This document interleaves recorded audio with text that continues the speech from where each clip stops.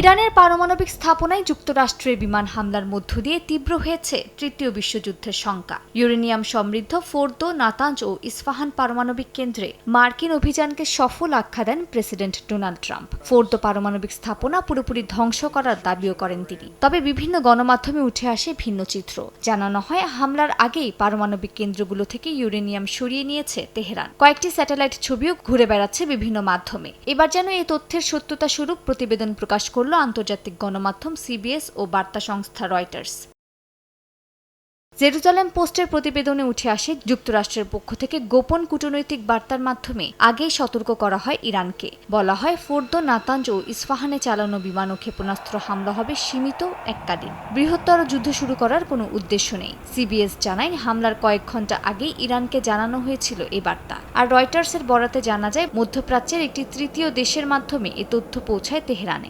SMC ওটসালাই এলো আরো উন্নত নতুন প্যাকে, জীবন বাঁচায়, জীবনকে এগিয়ে নিয়ে যায়। এমন অভিযানের একদিন আগে তেহরানকে সামগ্রিক পরিস্থিতির সর্বশেষ অবস্থা জানায় ওয়াশিংটন। আর এই সুযোগে পারমাণবিক উপকরণ সরিয়ে নেয় খামেনি প্রশাসন।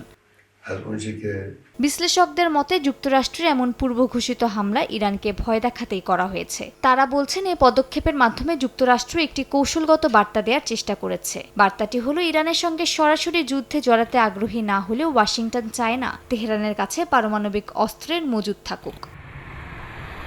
মালিহা সুহরওয়ার্দী, সময় সংবাদ।